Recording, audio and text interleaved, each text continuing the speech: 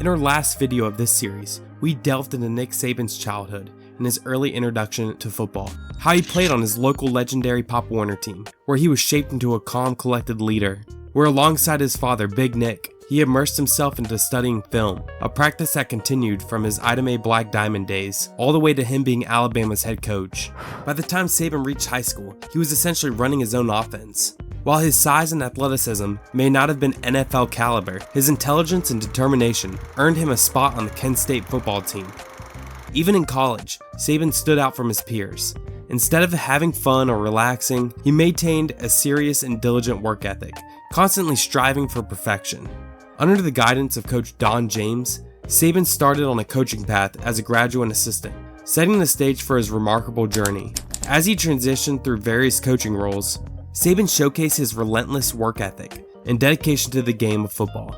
Moreover, he displayed his exceptional recruiting skills, winning the trust of high school athletes looking to find their next school. And this brings us to where we are now. Nick Saban, now an assistant at West Virginia, has completely transformed from athlete to coach. After the 1979 season, their head coach Frank Cignetti was dismissed by West Virginia due to a string of tough seasons, culminating in a 5-6 record in his last season. In his place, West Virginia hired coach Don Nalen. Despite Nalen's desire to retain Nick Saban, Saban received an offer at a much bigger school that he couldn't refuse. You're watching the College Football History Channel. If this is your first time watching my Nick Saban series, please make sure to check out part 1 to learn about Nick Saban's life before coaching. Also, if you like the video, like, comment, and subscribe to the channel. Now, back to the video. During his tenure at West Virginia, Saban took on more responsibilities, particularly in recruiting across northern Ohio. His efforts caught the attention of some of Ohio State's coaches, such as Glenn Mason and the legendary Earl Bruce. Saban joined Ohio State as a secondary coach, replacing Pete Carroll, who had recently transitioned to a different team. The defensive coordinator at Ohio State at the time was Dennis Frizzell, who had previously worked with Saban at Syracuse. During this era, college football was undergoing a significant transformation. Traditionally, Big Ten teams favored the power running game, utilizing the I formation to pound the ball downfield. However, a shift was occurring as teams across the nation began incorporating more passing plays into their offensive strategies. Around this time, the game was changing to favor airing the ball out. Pass interference rules became more strict, and the adjustment of hash marks on the field by about 5 yards allowed offenses to spread the field more effectively. Moreover, rule changes in pass blocking and holding penalties further favored offensive strategies. Defensive linemen were prohibited from employing head slaps on offensive linemen. Every year there seemed to be more rules, encouraging teams to rely more on the passing game. Bill Walsh was a coach who revolutionized offensive tactics with the introduction of the West Coast offense in the 80s. His offense emphasized short, precise passes and yards after catch. This approach elevated the demand for receivers capable of making plays in open space. Consequently, teams shifted away from traditional formations, opting to utilize a third receiver on the field instead of the traditional fullback. By the 90s, some teams even fielded 4 or 5 receivers simultaneously. Despite these evolving trends, Ohio State's defensive schemes remained traditional under their old school coach, Earl Bruce. Nick Saban foresaw these changes and spent a lot of time at Ohio State trying to convince the staff to adapt their strategies. However, his stance often clashed with Bruce, who was set on his method that he believed was tried and true. Like every school Saban's worked at, one of his greatest strengths as a coach was how he recruited. Known for being a good listener and observant, Saban had a remarkable ability to attract top talent. Recruits like Anthony Griggs and 12-year veteran Sean Gale were won over by Saban's persuasive approach. In Monty Berg's book, Making a Coach, Gale reveals that he initially had reservations about Ohio State's recruitment tactics until Saban intervened and won him and his family over. Moreover, Saban excelled at talent evaluation, foreseeing the evolving needs of football. Anticipating a shift towards more mobile safeties, he sought out players who could thrive in versatile roles on the field. As he transitioned to head coaching positions, Saban developed a scientific approach to recruiting. As elaborated in Phil Savage's book, 4th and Goal Every Day, Alabama's process emphasizes the importance of specific physical attributes for each position. Saban meticulously recruits players who possess the ideal physical traits for each position, aiming to assemble a team that stands out visually as well as athletically. A core part of Saban's recruiting philosophy, as highlighted in Savage's book, is the belief that big people beat up little people. Each season, Saban lists out which type of players fit which position, and he often doesn't waver from those specifications. He's also big on changing up those specifications to meet the constantly changing styles of college football, like he is here at Ohio State. The 1980 season began with high hopes for Ohio State, who was ranked number 1 in the country. However, they ended the season with 3 losses. For a large program like Ohio State, this outcome was unacceptable. Their struggles, particularly in the secondary, were evident. They gave up 621 passing yards against Illinois, a team with a more modernized offensive approach, like we just talked about. Nick Saban began voicing his opinions more about wanting to change the secondary, contrary to the head coach's preferences. The team continued to struggle the next season. Ohio State gave up 516 passing yards against Purdue, further intensifying the debate over defensive tactics with the head coach. Going into their big game against Michigan, Bruce allowed Saban to make his own game plan for the secondary. They were going up against one of the country's top receivers in Anthony Carter. Saban's DBs gave a remarkable defensive performance, limiting Carter to just 4 catches and 52 yards. They also had 3 interceptions, helping secure a victory for Ohio State. Despite that success, Ohio State lost 3 games again, having one of the worst defenses in the Big Ten statistically. Their narrow victory over an average Navy team in the Liberty Bowl was further proof of their bad defense, as Navy was able to throw all over them. After returning to Columbus, Bruce made a decisive move by firing Dennis Frizzell. In a heated moment, Saban defended Frizzell, prompting Bruce to fire him as well. While Bruce acknowledged differences with Saban, he attributed Saban's dismissal more to his close association with Frizzell and the need for a defensive overhaul. The firing kind of shook Nick and his wife Terry. In Saban's own book, How Good Do You Want to Be?, the firing made him reassess his entire career, even his coaching abilities. He says in it, "I had failed. I was humiliated." For the 1982 season, Saban was hired by Navy, the team that just got him fired. Their new coach, Gary Tranquil, had worked with Saban at West Virginia. Although Saban's one season at Navy wasn't particularly significant, with the team finishing 6-5, there are a few stories from his time showcasing some of his abilities. Saban's stint at Navy also introduced him to someone who would profoundly impact his career in a major way, setting up the stage for his future success. During his time at Navy, they were in a serious rebuilding phase. To support the team, Saban negotiated with head coach Gary Tranquil to poach players from other positions, showcasing his ability for evaluating talent and adapting players to new roles, a skill that would become one of his greatest strengths throughout his coaching career. At LSU, Saban successfully converted tight end Marcus Spears into a defensive end, a move that propelled Spears to an extensive NFL career. In 4th and Goal Every Day, Savage explains how at LSU, Saban persuaded Corey Webster's family to envision him as a defensive back rather than a receiver. At the time, Webster's family wanted to throw Saban out of the room for making that suggestion. But it would end up being a decision that ultimately led to Webster winning 2 Super Bowls with the New York Giants. Savage also explained how Saban had to adapt to changes in offensive strategies after struggling against players like Johnny Manziel. After losing to Manziel in Texas A&M, Saban began trying to transform 175-pound corners into 200-pound safeties that would be faster than the more traditional safeties at the time. He also began recruiting lighter and quicker linebackers who could move around the field better. One of Saban's notable conversions at Navy was a guy named Eric Wallace, who originally was a quarterback, whom Saban transformed into a cornerback. Despite initial skepticism, Wallace became one of Navy's standout defensive players throughout his career. Saban also instilled a culture of film study at Navy, teaching players to recognize subtle cues during games. Eric Wallace would say in The Making of a Coach, he did things like show us that one guy would get lower in his stance if it was a run play, or wiggle his fingers if it was a pass play. He picked up on stuff like that. He also made his secondary sit in their meeting room as if they were positioned for a play, safeties in the middle of the room, with cornerbacks sitting on either side of them. While at Navy, Nick Saban made a significant connection with a guy named Steve, a longtime scout and assistant coach for Navy. Steve happened to be the father of Bill Belichick, who would go on to become one of the greatest coaches in NFL history. Saban and Belichick were of similar age and shared a passion for coaching. When Bill Belichick visited his father, conversations with Saban about football naturally ensued, leading to a close friendship between the two. They spent countless hours discussing offensive and defensive schemes, and they became lifelong friends.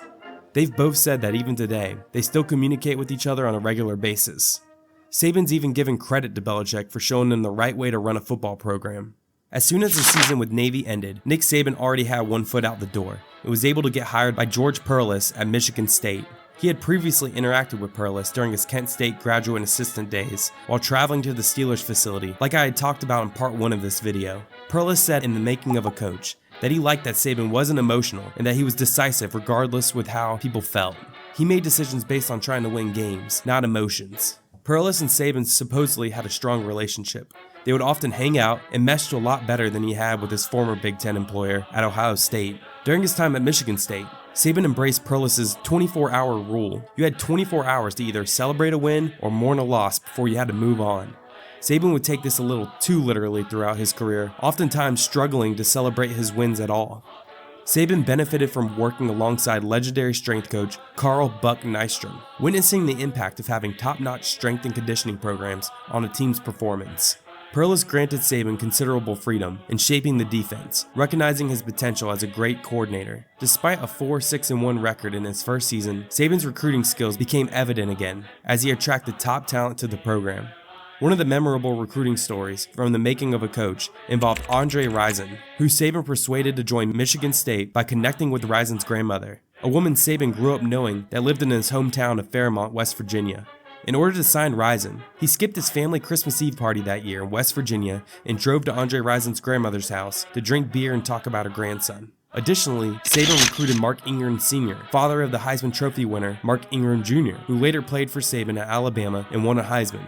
Saban's coaching style was characterized by discipline and attention to detail. He demanded strong fundamentals from his players, emphasizing proper technique and relentless practice habits. Their feet had to always be lined up correctly. They had to hit the receiver after the snap at the right spot every play with their palms. They couldn't fall for an inside fake as they drove their man out wide. Everything they needed to know was drilled constantly at practice.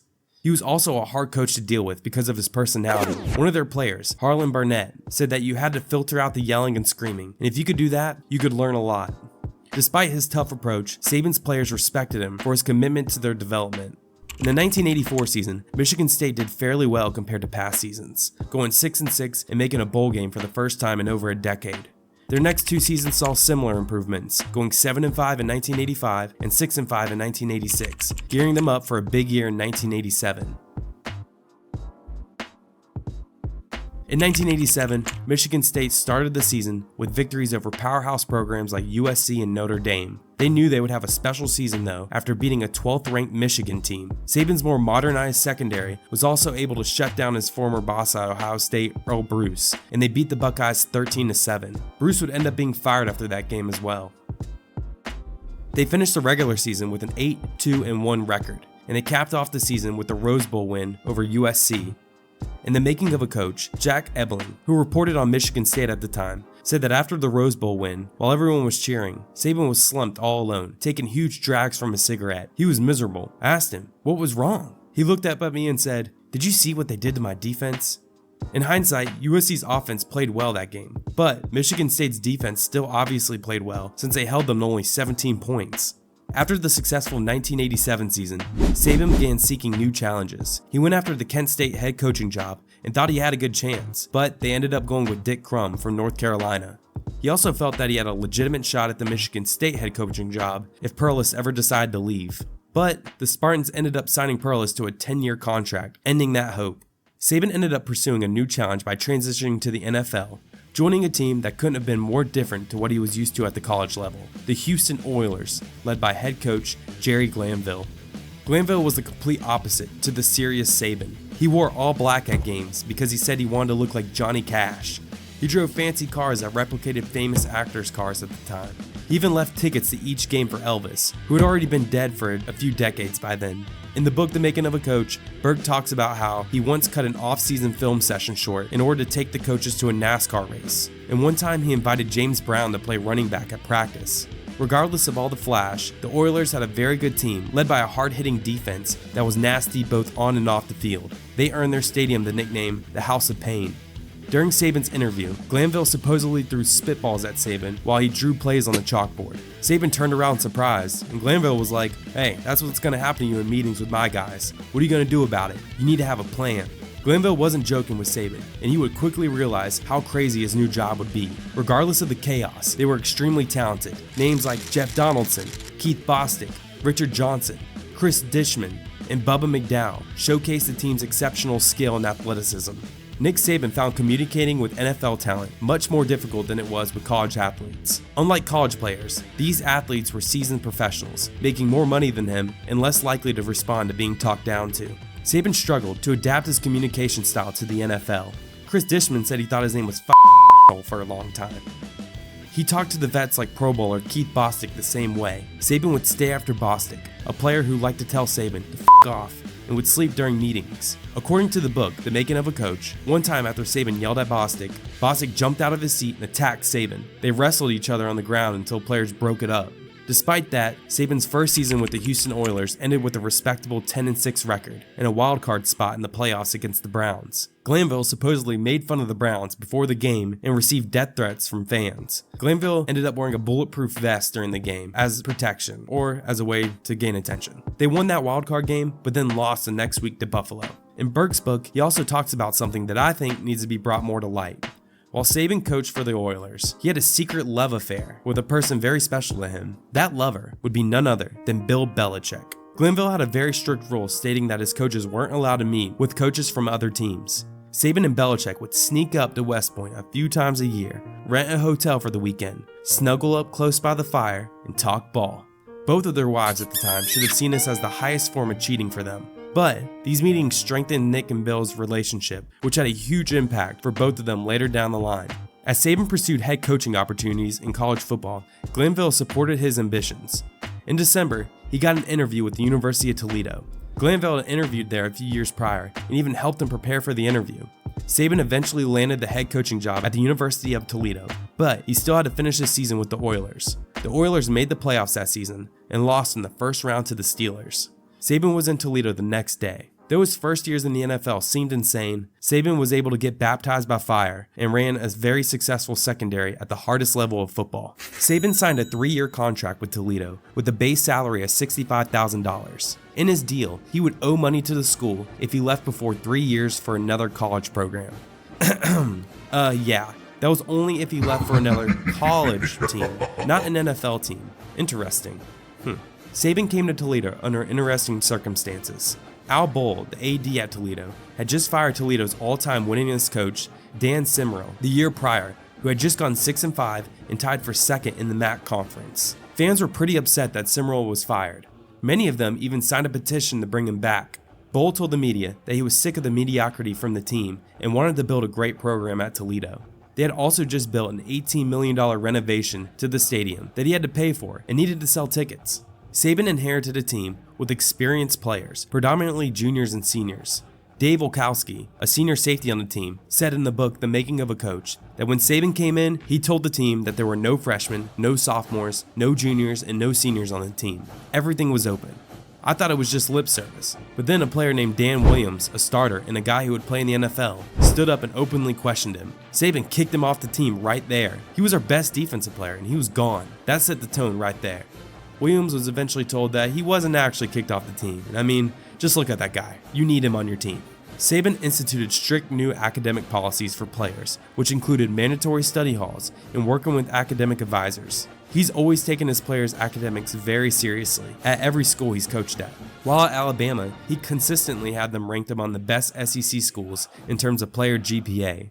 He provided everyone at Toledo with a thick binder that included the playbook, a guide on how to treat their classmates and women on and off campus, and dietary instructions for players who needed to either gain or lose weight. Saban hired Ken Manny as his strength and conditioning coach and had him model his program off of how Buck Nystrom ran it while he was at Michigan State. Practices became much more intense at Toledo. Their previous coach was offensive-minded and would often reprimand the defense for even touching the receivers. Saban, on the other hand, encouraged his players to hit receivers and attempt to take the ball away. According to Burke in his book, it seemed like the team immediately bought into Saban's methods. One player, Darren Anderson, said he had a strong personality, but you just trusted that he knew what he was doing. So we just let our guard down and let him lead. Toledo's quarterback during the time was Kevin Megger. In The Making of a Coach, he talked about a tough loss to Central Michigan where they were leading in the fourth quarter but still lost the game. Saban called Megger to the front of the bus to talk. The entire bus went silent, expecting Saban to rail into the quarterback. However, Megger said that Saban was very calm and asked what he could do to help him get better. He was quoted saying, "He was always calm after a loss, calm and analytical." After doing my research on Saban, I'm convinced that he feels better after losses compared to wins. When he won a national championship at LSU in 2003, they lost one game to the Florida Gators, who only went 8-5 that season. He was said to be fine after that loss and hardly thought about it, moving on to the next game. Compare that to directly after their national championship win that same season, Saban yelled at his coaching staff because the ending of the game was sloppy. He was also found in the locker room sitting by himself, just like in the Rose Bowl after the game. When one of the LSU trustees found him in the locker room after the game, he asked Saban what was wrong. Saban responded, "What am I supposed to do now? How am I going to follow this up?" There are more examples of this from the specific national championship game, but I want to save it for when we get to LSU. Toledo started the season 6-0, which was impressive, but they hadn't really played anyone yet, so it wasn't groundbreaking for them. Then, they lost the heartbreaker we just talked about to Central Michigan, 12-13, missing a last-second field goal. They only lost one other game after that, which was to Navy after a last-second touchdown. All their losses combined that season led to a combined 5 points, and they were co-champions of the MAC. One interesting story from his time in Toledo involved quarterback Kevin Megger. Megger had a rough relationship with his parents, to the point where he wasn't inviting them to games. Saban found out about this and invited the parents to the games behind his back. Now, we could get into a whole discussion about whether or not this was wrong of Saban, and Megger was pissed at the time. To him, it wasn't Saban's place to do this. However, he did say he was eventually glad he did it, because things went a lot smoother between him and his parents after that. Things were going great for Saban in Toledo. Obviously, Toledo is a stepping stone school, but usually, the coaches stay for a couple years. Also, Toledo Athletic Director Bowl had specifically stated that he couldn't go to any other schools. So what was there to worry about? What he wasn't thinking about, though, was Nick Saban's secret love affair he had going on in the NFL. After helping the Giants win a Super Bowl as defensive coordinator, Bill Belichick became the head coach of the Cleveland Browns, and one of his first calls for his coaching staff was supposedly to his friend Nick Saban to be his defensive coordinator. Saban was conflicted about what to do here. You'll see from here on out, when Saban decides to change jobs, it seems like a grueling process for him mentally. He genuinely seems to feel pretty bad if he leaves the place, but he also doesn't want to pass up on opportunities that may not come again. Taking the Toledo job made him a college football head coach, which is what he wanted, but taking the NFL defensive coordinator position could put him in a position to become a head coach in the NFL. What if he really wanted to be an NFL head coach? I think if any other coach had called him, it would have been easier to say no. But him and Bill were great friends by this point, and this was a great opportunity. Saban told Toledo Athletic Director Bowl about the offer, and Bowl found himself in a bad situation. He had just fired one of their more popular coaches to bring Saban in. He ended up not making his final decision until 30 minutes before a press conference he had, telling Toledo that he was taking the Cleveland Browns job. The team was surprised and angry, but multiple players such as Megger and receiver Richard Isaiah said that later they understood why he made the decision. This was the NFL, and Saban would almost be making double the salary that he was at Toledo. Though something like this took a huge emotional toll on Saban, he was doing what was best for his career and his family's future, and they could see that. Saban's NFL years were much colder than his time in college. In college, there's a community aspect where your entire family is part of the football program. Terry was pretty involved, and college towns tend to be more kid-friendly than big NFL cities. NFL coaches' wives usually aren't involved at all at the professional level. This supposedly left Terry more isolated from her husband while in Cleveland, and they had young kids at the time, which tends to be a stressful time for anyone in any profession, especially when her husband would not be home for most days. Going into the 1991 season, the Browns had players like Bernie Kosar, Eric Turner, Michael Dean Perry, and Clay Matthews Jr., aka the father of the same Clay Matthews that was recently in the NFL. They went 6-10 that first season, which doubled their wins from the prior season. The 1992 season was tough for Saban. Belichick was a demanding coach who watched a ton of film and expected his coaches to do the same. Saban basically didn't get to see his family while working for the Browns. Phil Savage, who wrote the book we've mentioned before, 4th and Goal Every Day, worked for Bill and Nick on the Browns. He explained how it was watching film for them.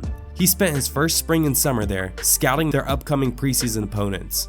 3 weeks into the job, Belichick called him into the office to say that his breakdowns weren't cutting it. He had him sit down to show him what he wanted. He charted standard stuff at first, like receiver and lineman splits, lineman stances, and the initial movements of every player. Then he got into the real stuff. He started charting the QB's head movements and other minute details. They were on one play for about 20 minutes. At the time, a team averaged about 60 plays. So if they looked at every play like that, it would take them around 20 hours to go through one game. I'm sure the more they did it, the quicker they got, but this just goes to show you how much time they put into watching film. In the same book, Savage talks about how Saban at Alabama studies even their practice film like this. He would have reports made after each practice showing stats from the day, and it even included loafs from the players who took off plays or drills. This type of work made Saban exhausted at the Browns. I'm sure there was an added pressure, wanting to do a good job for someone you looked up to. Belichick always got the final say of the defense at the end of the day though. This is something that we will see time and time again is important to Saban. He likes to have total control of his job and situation. If he's the defensive coordinator and the head coach gets to come in and change what he's doing, that seemed to be a big problem for him. This is true even when he worked for a close colleague. Saban's defense was a little more complex and risky compared to Bill's. Rob Burnett, one of their defensive ends, said that they actually had two playbooks, a Saban one and a Belichick one. Even though they created a great defense together, there seemed to be tension at times between the two if they ever had differing opinions. I get the feeling that for the most part, things were fine between them, but I could see how it would be easy to believe that if you had two coaching alphas working on the same defense, problems could arise. Though they only went 7-9 in 1992, it was an improvement from the year before. And at one point, Saban's defense went 13 quarters without his opponent scoring a touchdown. In the 1993 season, they would also go 7-9. Saban was known for being hot-tempered with the Browns too. He doesn't really change his personality for any team he coaches, which sometimes is beneficial to him if he's coaching college, and sometimes is pretty negative for him when he's in the NFL. He would still try to intimidate and threaten players at the Browns, which a lot of people didn't like. But he could often still get people's respect because of his knowledge of defense and his ability to develop talent. Saban was also never able to change his attitude in the NFL. If the players told him they didn't respond well to his personality, he would almost shrug it off and just keep doing it, regardless of whether it lost his team's respect or not. His approach would work well in college, but in the pros, it was never perceived well. Though he was fiery and angry at practice, according to one of their safeties, Louis Riddick, he was always calm and analytical during games. Going into the 1994 season, Belichick had assembled a staff full of a bunch of future big-time coaches, and they were set to have a big season. They started that season 6-1. They had a great defense, but the offense was struggling. At the same time, George Perlis at Michigan State had been fired, and there was a lot of talk about them being interested in Saban. He again was able to pursue the job with full support from the head coach and the rest of the staff. There were a lot of conflicting reports about who the frontrunners were for the job. There were talks about Fran Ganter from Penn State being a candidate as well, but eventually Saban was offered the job. He impressed M. Peter McPherson, the Michigan State president, and was hired on December 3rd. He would be paid a base salary of $135,000 with the potential to make $150,000. One big problem was that he still had to finish the season with the Browns and didn't want to leave his relationship with Bill Belichick on rocky terms. He wasn't allowed to recruit for Michigan State during this time, and the Browns were having a great season, finishing 11-5 and making the playoffs. They ended up losing to the Steelers in the first round after beating the Patriots in the wild card. During this time, Saban was stressed out trying to handle two jobs. He had almost been working to the point of collapse. Just look at these photos from him during his first season at Michigan State, still with the battle scars from Cleveland, to his last years at Michigan State, a little more refreshed. He gets about 10 years younger. He didn't have time to get his staff together or recruit players before arriving at Michigan State. Saban ended up making it to East Lansing, Michigan, the same night after his loss to the Steelers, having dinner with a dozen potential recruits. The team Saban was taking over this time was not in a great spot. They had a lot of academic issues and were facing possible NCAA sanctions for alleged academic fraud and cash payments made to recruits. He hired Gary Tranquil to be his offensive coordinator and Dean Pease to be his defensive coordinator. He hired the same strength coach he had at Toledo, Ken Manning. He attacked the Michigan State job similarly to the way he did at Toledo, but even stricter. He held mandatory study halls for athletes and training meals for players. He had a group of players help him make team rules, and they would help hold the team accountable for following them. They supposedly had a brutal strength and conditioning program under Ken Manning, mimicking military boot camps. Going into their first game, Michigan State got killed by Nebraska, 50-10. To be fair, Nebraska would go on to win a national championship that season. Overall though, the year was not terrible. They went 6-5-1 and even upset a 7th-ranked Michigan team, something no Michigan State coach had ever done in their first season. They played LSU in the Liberty Bowl and lost 45-26. It was their first winning record in 5 seasons. Nick and Terry fit in well at Michigan State. Terry was a nice, extroverted counterpart to the cold and often angry Nick. She got involved in the community there and helped Nick with a lot of what I would call the political aspects of being a coach, such as sending thank you cards, answering invitations, dealing with phone calls. She also got involved at the football facility, forming relationships with many of the different staff members. As you'll see with a lot of his coaching changes, her opinion on things was often what mattered most to him. Terry supposedly didn't have a great relationship with the Michigan State AD, Merritt Norvell. There was a story in the book, The Making of a Coach, where Norvell supposedly let Terry accidentally sit out in the rain during a game with her young kids, getting her and her young kids drenched. On the plane ride back from the game, Saban found one of the Michigan State trustees, Joel Ferguson, and was like, "Where's Norvell? I'm going to kick his ass." At one point on the flight, Nick got up and screamed, "Why the did my wife have to sit in the rain, and my kid is probably going to get pneumonia?" All the trustees for the school and the president for Michigan State were there and were like, uh-oh. The book talks about another incident like this at a party the Sabans threw in the spring of 1997. There were a lot of important Michigan State people there, and they had supposedly been drinking throughout the party. Saban supposedly asked the guy who was a part of their coaches club, Rick Audis, "Rick, I gotta ask you a question. What do people really think of me?" For the most part, the program was going in the right direction, and by this time, the people were pleased. But Nick also was an asshole and wasn't very personal with people. Apparently, Audis eventually broke down and said, "Nick, I gotta be honest with you. People think you're a miserable prick." He then went on a roll, saying a bunch of negative things to him about what other people thought about him. Terry heard what he said and ran into the room saying, "I knew you were always against us," to Audis. That night, alongside with other events, kind of ended Audis's and Saban's relationship and helped create a narrative that people didn't appreciate what Nick Saban was doing at Michigan State, which he would use as a big reason for what he does later. His players thought differently about him. It was again similar to how he was at Toledo. He rode them hard, but he could see that he was having a positive impact on the program and was making them better football players. Saban again was a great recruiter at Michigan State, just like every other school. He brought in stars such as Plexico Burress, Julian Peterson, and TJ Duckett. In Phil Savage's book, 4th and Goal Every Day, he talks about how for Saban, to properly evaluate a player, he has to physically get his eyes on him. Game tape sometimes doesn't tell the whole story. He will either get you to a summer camp, or he'll find a way to physically see you. Starting at Michigan State, he was big on going to see players, whether it be at basketball games or a track meet. He was an expert at researching players and being personal with them as well. He would send them letters and words of encouragement before big games or after big wins or losses. He would get information from their coaches, teachers, friends, parents, and even grandparents. To start the 1996 season, the NCAA handed down its ruling on the infractions under Perlis. They would be on probation for 4 years and would lose 9 scholarships. All in all, it wasn't a great situation, but the sanctions could have been much worse. They had another okay year in 1996, going 6-6. The bad thing is that they had started the season 4-1, but they were still in a better spot than they previously had been. Before the 1997 season, Michigan State upped Saban's salary to $190,000, with incentives to potentially get him up to $650,000. This was something they felt they had to do, because every offseason, annoyingly for them, Saban would go around and flirt with offers from other schools or other teams. And he always made it seem like he potentially had one foot out of the door. That offseason, he was a candidate for the New York Giants job, but they ended up offering someone else and the deal fell through. In 1997, Saban had a lot of returning players and jumped to a 5-0 record to start the season. But they then lost 4 games in a row and finished the season 7-5. By this point, Saban was also 0-3 in bowl games. Again, that offseason, Saban got close to taking the head coaching position with the Colts in the NFL, but again, that offer fell through. The 1998 season would start poorly. After some disappointing losses, they would go 4-4, heading into their game against Ohio State, who was ranked number 1 at the time. If I had to pinpoint a career-changing moment in Nick Saban's life, I would pick this week before he plays Ohio State. Saban has done pretty well so far in his career up to this point.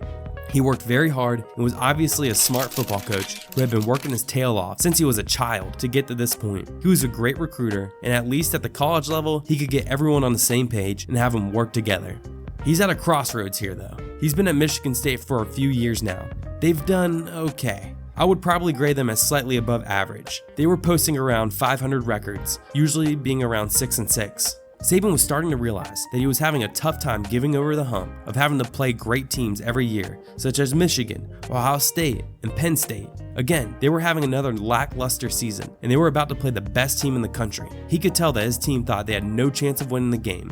Saban, in his search to always strive to be perfect, like we've talked about in part 1 of this series, didn't like how low the team morale had become, and was fed up from the mediocrity from his team.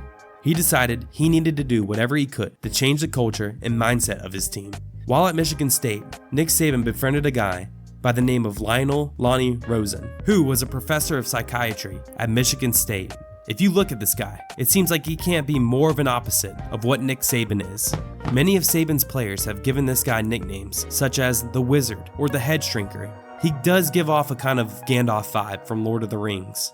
Saban started using him while he was at Michigan State as a sort of sports psychologist to help him with his job. Leading into the Ohio State game, he told Rosen about how they were 28-point underdogs and that the coaches and players weren't confident. Ohio State was also the only school to fire him, so I'm sure Saban felt even more pressure to play well against them. Rosen then started walking Saban through something called process thinking. Process thinking is a philosophy where you break things down into smaller pieces so that you don't get bogged down by the overwhelming big picture.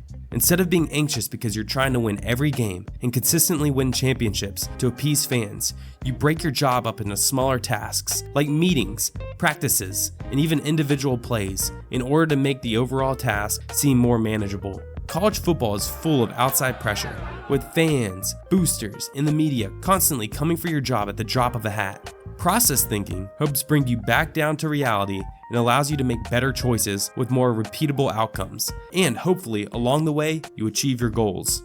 Going into the Ohio State game, Saban and Rosen devised a strategy so that the team wouldn't focus on winning the game at all. Each player would only be allowed to focus on their individual responsibility for each individual play.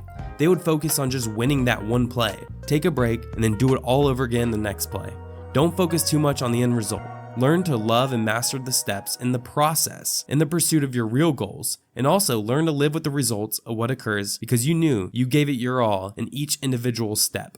Michigan State's QB at the time, Bill Burke, said that in the making of a coach book that the week before that game, Saban seemed much more loose and that the team had a little more fun. He just had them focus on what their job was for each play. Funny enough, the game immediately started out with a 17-0 Buckeye lead in the first quarter. With about 10 minutes left in the third quarter, the score was 24-9. It was looking just like the blowout Vegas had predicted. Michigan State stayed calm though, and it seemed like players were buying into Saban's process.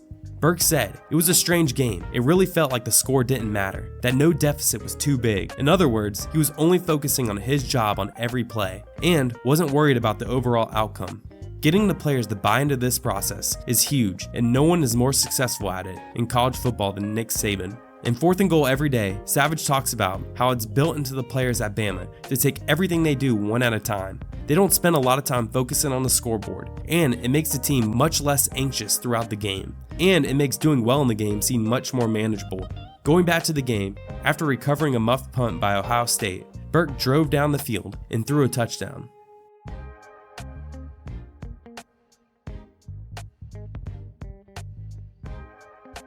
They then were able to make a field goal, making the score 24-18, still just worrying about the next play or the next situation. They got a stop, and Burke calmly led them down the field on a 93-yard drive, scoring a touchdown to take the lead 25-24.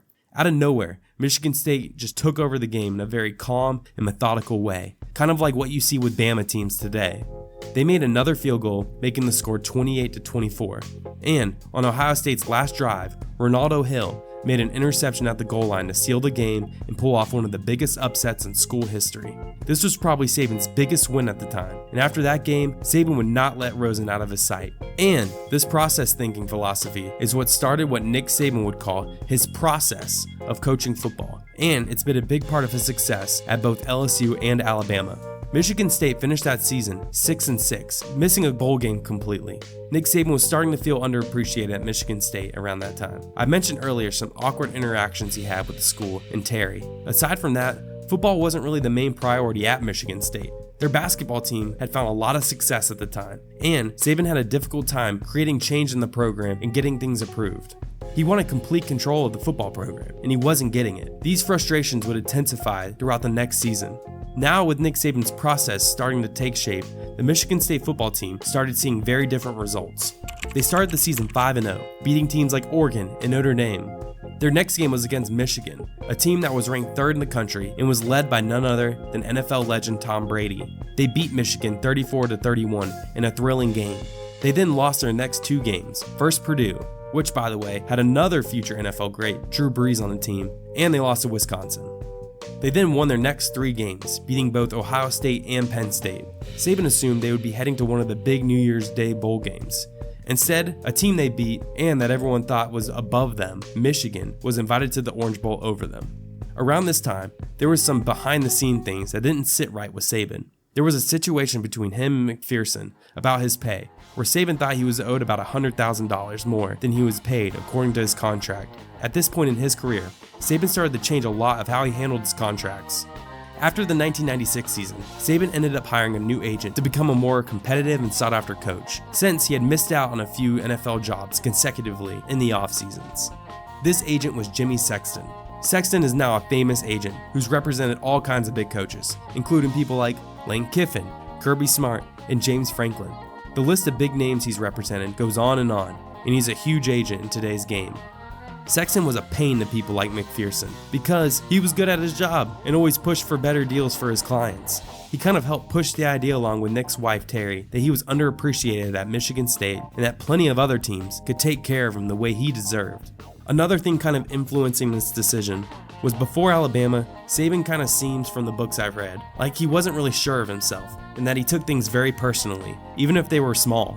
Right before halftime, during their game against Ohio State that season, Michigan State was up 17-0, and Saban decided to kneel the ball and send the game to halftime. As he ran off the field, some fans booed him and called him a coward. After the game, he asked one of his buddies, "Why don't they like me?" Even after a great season, he was letting the yells of toxic fans during the game get to him. He was also upset later that year at a sports banquet, where according to Saban, the school president, McPherson, didn't give the football team and Saban the recognition they deserved for having a great season. That could seem like a petty thing to get upset about, but I could also see how it would make Saban think even more that the school doesn't really take football seriously. Rumors started circulating that Saban was talking to LSU about a potential coaching change. He told players and Michigan State admin not to worry about anything, but things were getting suspicious. Secretly, almost immediately after the Spartans' last game against Penn State that season, Saban had Terry go down to LSU to check out the area and their football program. It would be too suspicious if he was there, and he had wholeheartedly trusted Terry's opinion of the school. McPherson had some trustees drive to Saban's house to figure out what was going on with this whole LSU thing. When they got there, Nick Saban was cooking dinner for his kids, and he had an in-law there. They thought it was strange because they had never seen Nick cook before. They asked him, "Hey Nick, where's Terry at?" And he's like, "Oh, don't worry guys, she's at the store and won't be home for a while." Well, they stayed at the house and kept pressing him and asked him what it would take to keep him at Michigan State. Then, someone in the room apparently slipped up and asked, "Hey, is her plane on the way back yet?" And everyone kind of awkwardly sat there, knowing they were talking about Terry. They flat out asked again if Terry was in Baton Rouge, and Saban finally admitted that she was. She had flown down there to secretly look at houses. Saban then kind of flat out told him there was nothing they could do to keep him at Michigan State.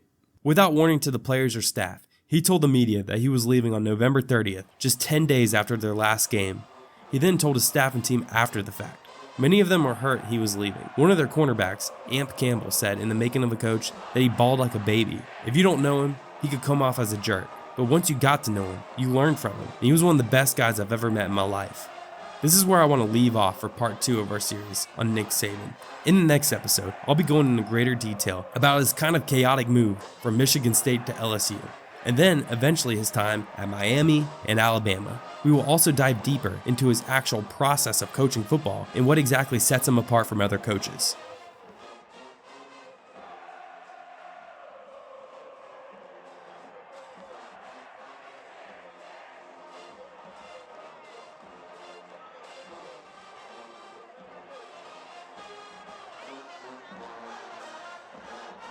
Thank you for watching the College Football History channel. If you like what you see, make sure you subscribe to the channel, as I'll be posting part 3 of this video as soon as possible, and many videos like this in the future. Feel free to reach out to share your thoughts, or if you have any suggestions for future episodes.